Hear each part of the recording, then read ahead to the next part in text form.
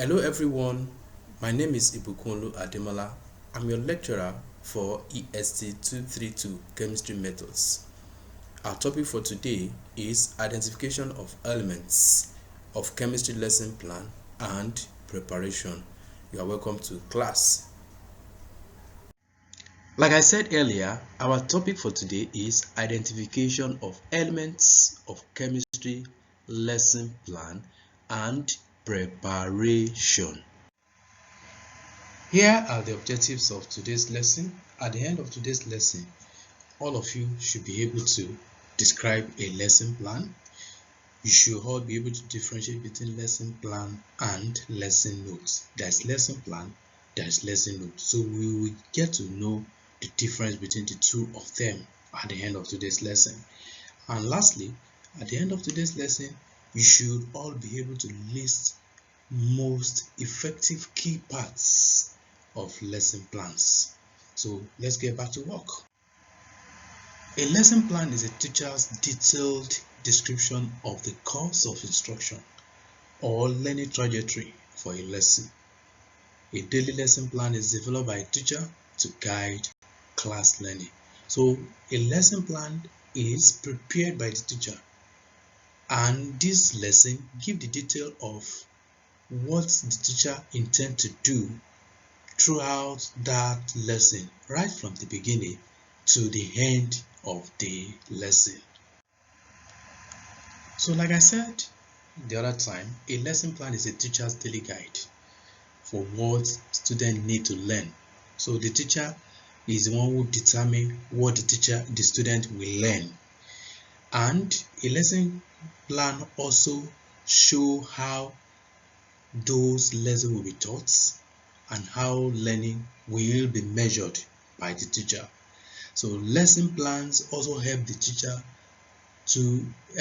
to be more effective in the classroom by providing a detailed outline to follow each class period. So the lesson plan is so important when it comes to teaching and learning, and the teacher must take it serious. Now let's look at the difference between lesson plan and lesson notes. A lesson plan is a formal plan that details what you are teaching during the lesson as a teacher. It also describes the manner in which you will draw upon the student's schema or background knowledge to set the stage for the lesson. Also, a lesson plan lists the instructor's lesson objectives, often referencing them to state standard or if it is national standard. But for lesson notes, lesson notes are notes that the instructor writes about the lesson plan. For example, I might write that I need to emphasize a certain point because my students struggled during my last lesson. So in my lesson notes, I want to take care of what happened in the last lesson notes, in the last lesson, so that it won't repeat itself again. So I have learned from what the way the student responded in my last lesson, and I want to take care of what I observe now in my new lesson. Or I may want to remind myself to pay particular attention to a student or group of students. So my lesson note can take care of that. So my lesson note should be detailed enough in such a way that those that are at the disadvantaged end can also be taken care of. Here are some of the key parts of most effective lesson plan. First one is lesson objective. An effective lesson plan must have objectives. The second one is related requirements. An effective lesson plan must meet up with some requirements that are either in the syllabus or in the scheme. A teacher does not do anything on his own. They have they have to follow what is written in the scheme and in the syllabus. The third one is lesson material. An effective lesson material must take cognizance of the lesson material to be used for the delivering of the lesson. And the fourth one is lesson procedure. An effective lesson plan must also include the necessary procedure to be taken in the course of delivering the lesson in the class. And the next one is assessment method. Every lesson plan, an effective lesson plan must also have the assessment procedure included in it. And the last one from my hand here is the lesson reflection. An effective lesson plan must also have lesson reflection. So all of these are key parts of most effective lesson plan. Let's look at lesson objectives. Lesson objectives list what students will be able to do after completing the lesson. These objectives let you easily tell if your lesson has effectively taught your students new concepts and skills. And one of the most popular goal setting strategy is SMART criteria. And what is SMART criteria? What does it mean? I will tell you. The S in SMART criteria means that the objective must be specific, and the M means that the objective must be measurable. So you don't just bring up any objective, it must be the one that can be measured. A in the SMART means attainable. So the lesson objective must be the one that can be attained. And the R in SMART means relevant. So the lesson objective must be relevant to your class and students. You don't bring lesson objective that is not relevant to the students. Okay, you don't bring lesson objective that is relevant to senior students when you are teaching primary school students, pupil. And the T is the objective must be time-based and must align with your syllabus. You will recall that the other time I said a teacher does not do anything on his own. It has to be in line with the syllabus and the scheme. So a teacher can adopt SMART criteria when writing or listing his lesson objective. The next one is related requirements. Related requirements are national, state, or school standard that dictate what you need to teach in a class. So teacher does not have the right to come up with anything. It has to follow some requirements. It has to follow WAEC requirements, what is in the syllabus, what the school wants you to teach, and so on. So every lesson you teach should help you to hit those requirements. Then another thing you can do is list those requirements in your lesson plan, and that will help you to satisfy them while focusing on the end goal of your lesson. So those requirements are what every teacher must struggle to meet up with. So you list them and try to inculcate them in your lesson plan. Let's look at lesson materials. This section prepares you to deliver your lesson every day. And here are some of the lesson materials. We have the student notes. We have the textbooks. Textbook is very important because you need to extract one or two things from the textbook, and you don't limit yourself to only one textbook as a professional chemistry teacher. We also have visual aids. We have some ready-made visual aid that you can use to teach your lesson effectively. We have periodic table ready-made. You just carry it, open the thing, show your students what you have saying.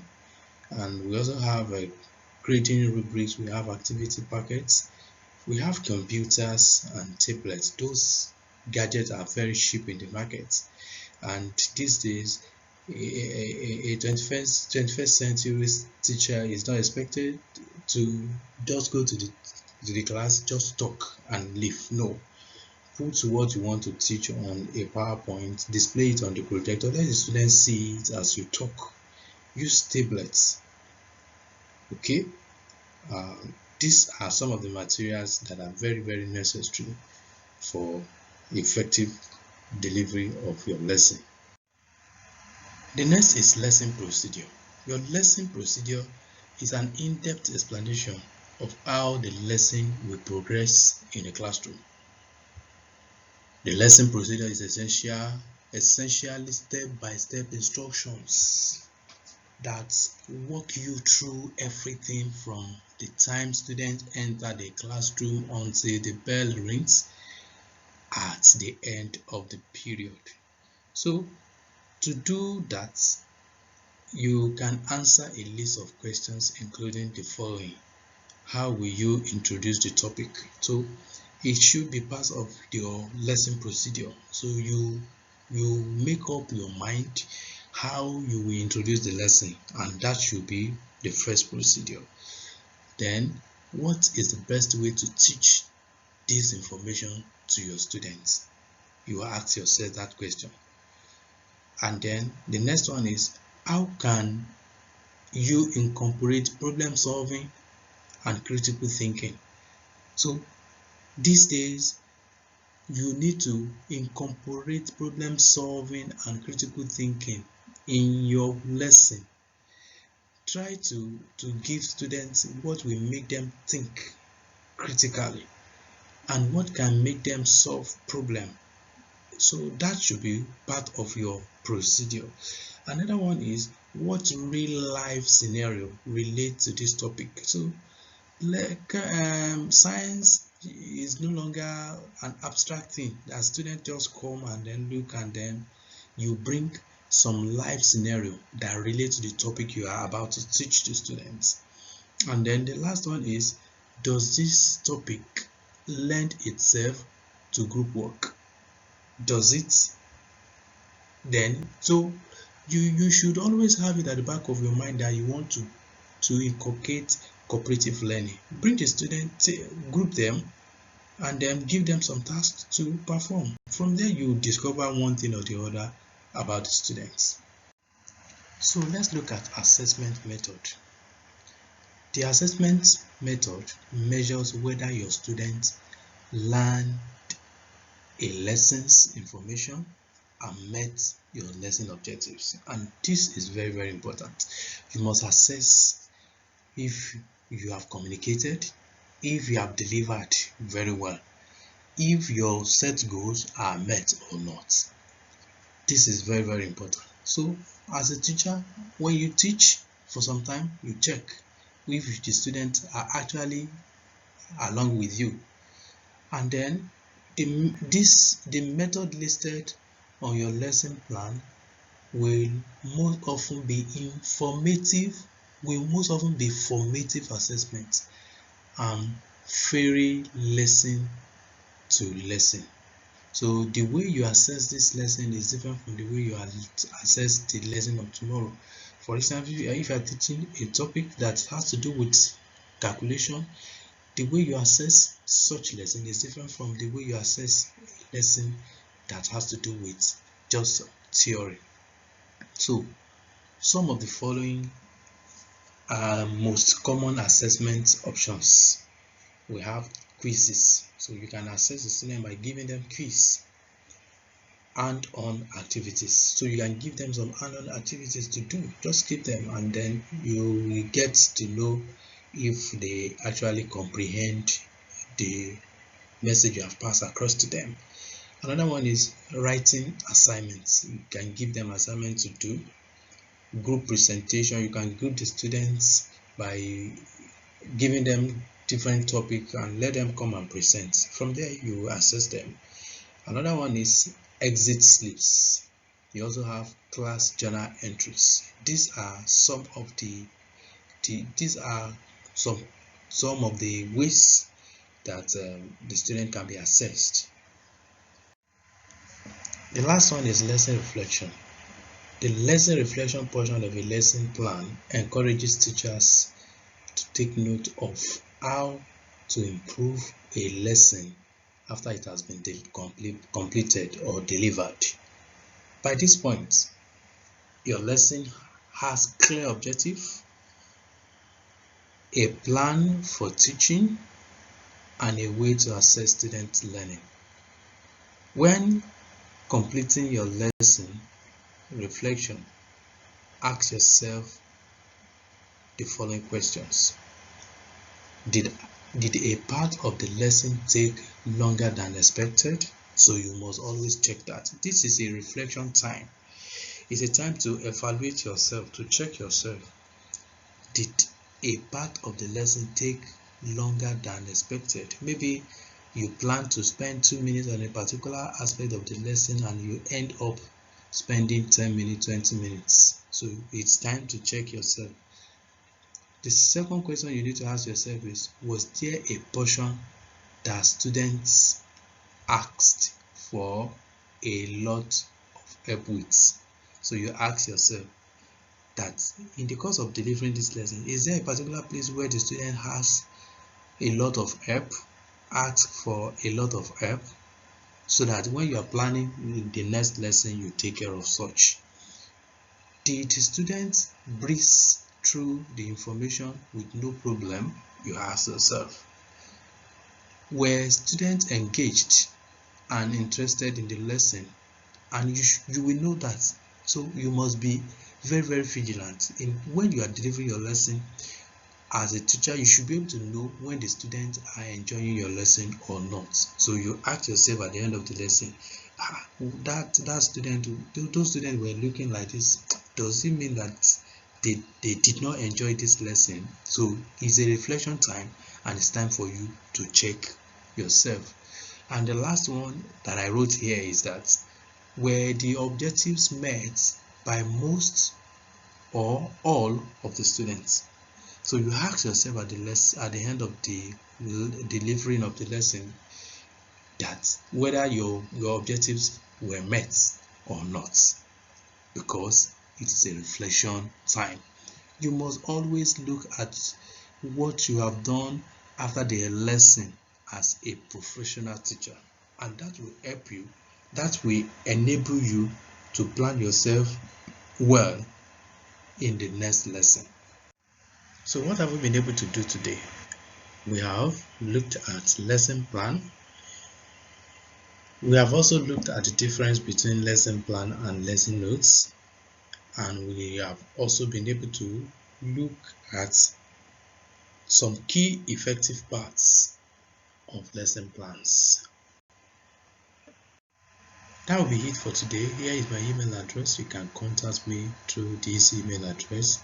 My name remains Ibukunolu Ademola. See you another time.